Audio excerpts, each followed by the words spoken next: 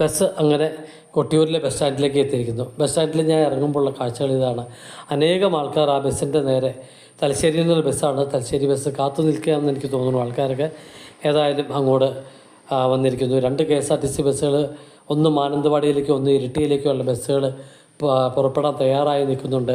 കണ്ണൂർക്കുള്ള ഒരു പ്രൈവറ്റ് ബസ്സും അവിടെ പുറപ്പെടാൻ തയ്യാറായി നിൽക്കുന്നുണ്ട്.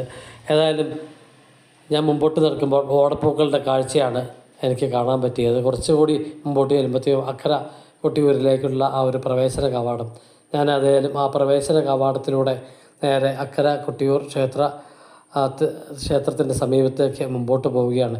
കുറച്ച് മുമ്പോട്ട് പോയപ്പോഴത്തേക്ക് എൻ്റെ മുമ്പിൽ വീണ്ടും ആ ഓടപ്പൂക്കൾ വിൽക്കുന്ന ഒരു കടയുടെ കാഴ്ചകളാണ്. ഞാൻ അന്വേഷിച്ചപ്പോൾ താഴെ 130 രൂപ, 100 രൂപ, 150 രൂപ ഒക്കെയാണ് ഓടപ്പൂക്കളുടെ ചാർജ്. ഏതായാലും ദർശനം കഴിഞ്ഞിട്ടാവാം ബാക്കിയെല്ലാം എന്ന് വിചാരിച്ച് മുമ്പോട്ട് നടക്കുമ്പോൾ 2 സൈഡിലും ഇഷ്ടം പോലെ കടകളുടെ കാഴ്ചകളുണ്ട്. പെട്ടിക്കടകൾ ഉൾപ്പെടെയുള്ള അതുപോലെ ഭക്ഷണ സാധനങ്ങൾ വിൽക്കുന്ന കടകളുടെയൊക്കെ കാഴ്ചകളുണ്ട്. ചെന്ന് കയറിയത് ഒരു പാലത്തിൻ്റെ മുകളിലേക്കാണ്.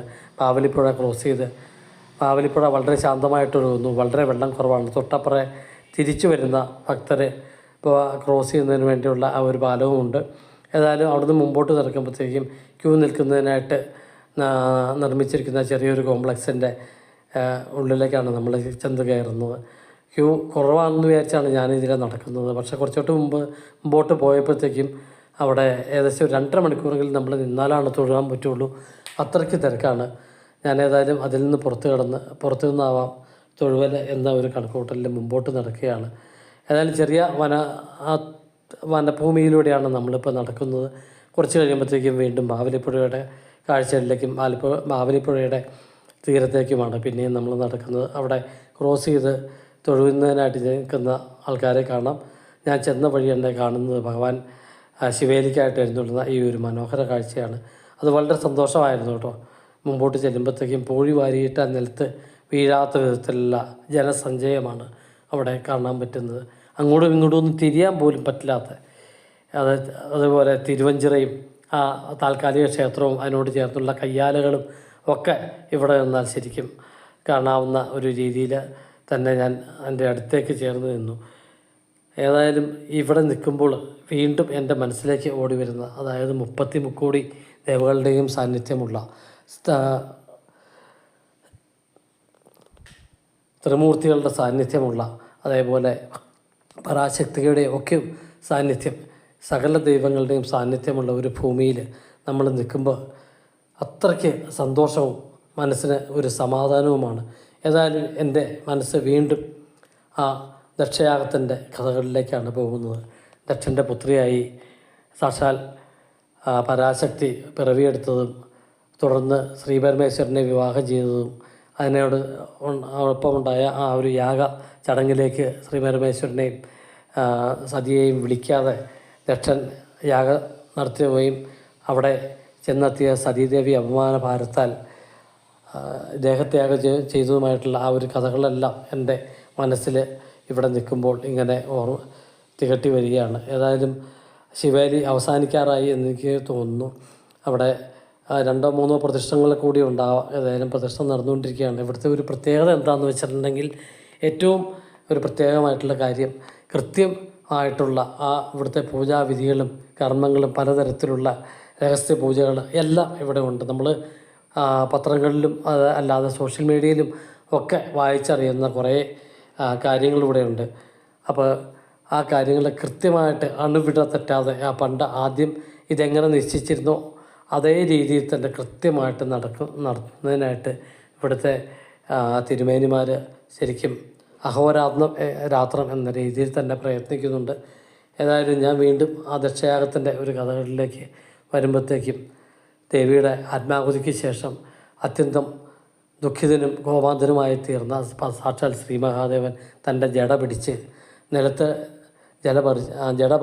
നിലത്തടിക്കുകയും അതിൽ നിന്നും വീരഭദ്രൻ ഉടലെടുക്കുകയും ചെയ്തു. വീരഭദ്രൻ ഭഗവാന്റെ ഭൂതഗണങ്ങളെയും നന്ദികേശനെയും ഒക്കെ കൂട്ടി ചെന്ന യാഗശാല തകർക്കുകയും ദക്ഷനെ വധിക്കുകയും ചെയ്തു എന്നുള്ളതൊക്കെയാണ് ആ ഒരു കഥകളിൽ വീണ്ടും ഉള്ളത്.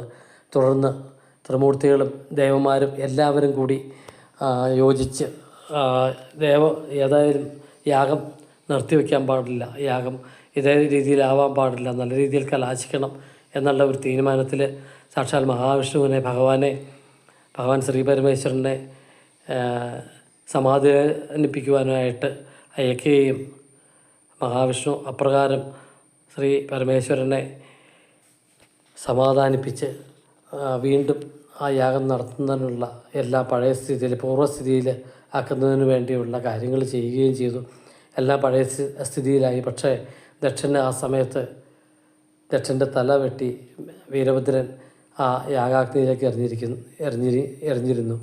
അതുകൊണ്ട് അവിടെ ഉണ്ടായിരുന്ന ഒരു ആടിൻ്റെ തല വെട്ടി ദക്ഷനിൽ അങ്ങനെ അജമുഖനായിട്ടാണ് ആ യാഗം പൂർത്തിയാക്കുന്നത്. ഇതൊക്കെയാണ് ഇവിടുത്തെ കഥകൾ. അപ്പോൾ ഈ യാഗത്തിന് ശേഷം വളരെ മംഗളമായിട്ട് എല്ലാം തീർന്നു. അപ്പോൾ എല്ലാവരും ആ ഒരു സമയത്ത് ഇവിടെ അമ്മാറത്തറ എന്ന് പറയുന്ന ആ ഒരു സ്ഥലം, ദേവി അവിടെയാണ് ദേഹത്യാഗം ചെയ്തത് എന്നാണ് പറയപ്പെടുന്നത്. അതിനോട് ചേർന്ന് തന്നെ ഉള്ള ആ ഒരു മണിത്തറയിൽ ഭഗവാൻ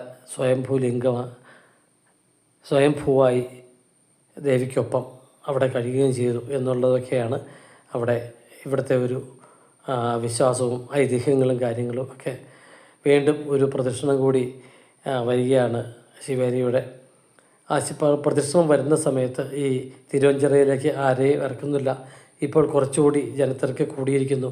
ചുറ്റും കയ്യാലാളുടെ കാഴ്ചകളിലും കയ്യാലാളുടെ സൈഡിലും എല്ലായിടത്തും ജനം തിങ്ങി നിറഞ്ഞ് നിൽക്കുകയാണ്. എൻ്റെ പ്രദക്ഷിണം വളരെ കൃത്യമായിട്ട് നടന്ന് പോകുന്ന ഒരു കാഴ്ചകളും കൂടെ ഞാൻ ഏതായാലും കുറച്ച് കൂടി ഇതിൻ്റെ ഒരു കാഴ്ചകളൊക്കെ കുറച്ച് മുമ്പോട്ട് ചെന്ന് നിന്നാൽ കുറേ കൂടെ വ്യക്തമാവും എന്നുള്ള ഒരു കണക്കുകൂട്ടലിൽ ഇവിടുന്ന് കുറച്ച് മുമ്പോട്ട് കയറി നടക്കുമ്പോൾ ഇത്തരത്തിലുള്ള കാഴ്ചകളൊക്കെയാണ് ഇവിടെ കാണുന്നത്.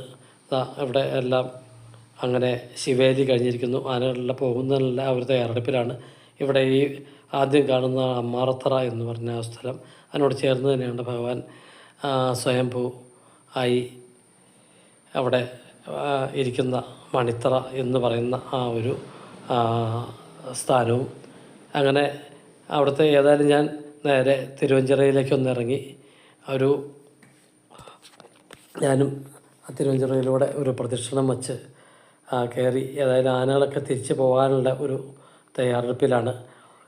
അപ്പോൾ ഞാൻ അതിൻ്റെ ഇടയ്ക്ക് എൻ്റെ ശ്രദ്ധയിൽപ്പെട്ട ഒരു കാര്യം, ഇവിടെ ഓം നമഃ ശിവായ എന്ന് പറയുന്നതിനൊപ്പം തന്നെ ഗോവിന്ദ ഹരി ഗോവിന്ദ എന്നും കൂടെ പറയുന്നുണ്ട്. അതിനെക്കുറിച്ച് അന്വേഷിച്ചപ്പോൾ എനിക്കറിയാൻ പറ്റിയത് ഭഗവാനെ ശാന്തനാക്കിയത് സാക്ഷാൽ മഹാവിഷ്ണു ഭഗവാനാണ്. ഇവിടെ ആ സ്വയംഭൂവായി ഭഗവാൻ കുടികൊള്ളുന്നത് വളരെ തീക്ഷ്ണാവസ്ഥയിലാണ്. അതുകൊണ്ട് തന്നെ ഭഗവാനോട് നേരിട്ട് അപേക്ഷിക്കാനും ഒന്നും ഭക്തർക്ക് സാധ്യമല്ല. അതുകൊണ്ട് തന്നെ മഹാവിഷ്ണുവിൻ്റെ ആ ഒരു സാന്നിധ്യവും സഹായവും കൂടിയേ തീരൂ.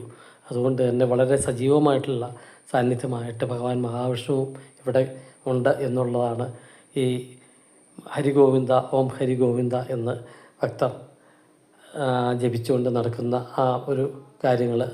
ഏതായാലും ആനകളൊക്കെ ആ അമ്മാറത്തറയുടെയൊക്കെ ചുറ്റും നിന്ന് പതുക്കെ പുറത്തേക്ക് പോയിക്കൊണ്ടിരിക്കുന്നതാണ്. വീണ്ടും ഞാനവിടെ നിൽക്കും തോറും ജനത്തിരക്ക് വീണ്ടും ഏറി വരികയാണ്. കേരളത്തിൻ്റെ വിവിധ ഭാഗങ്ങളിൽ നിന്നുള്ള ഏതാണ്ട് എല്ലാ ഭാഗങ്ങളിൽ നിന്നുമുള്ള ജനങ്ങൾ ഈ പ്രദേശത്ത് ഇവിടെ എത്തുന്നുണ്ട്. കേരളത്തിൽ നിന്ന് മാത്രമല്ല, ആന്ധ്രയിൽ നിന്നും അതേപോലെ കന്നഡ സംസ്ഥാനത്തു നിന്നും ഒരുപാട് ആൾക്കാർ ഇവിടെ എത്തുന്നുണ്ട്. അതിനെക്കുറിച്ചുള്ള വാർത്തകളൊക്കെ നമ്മൾ കഴിഞ്ഞ ദിവസങ്ങളിൽ കണ്ടതാണ്. ഏതായാലും ഞാനിവിടുന്ന് പതുക്കെ പുറത്തോട്ട് പോകാനുള്ള ഒരു തീരുമാനമാണ്.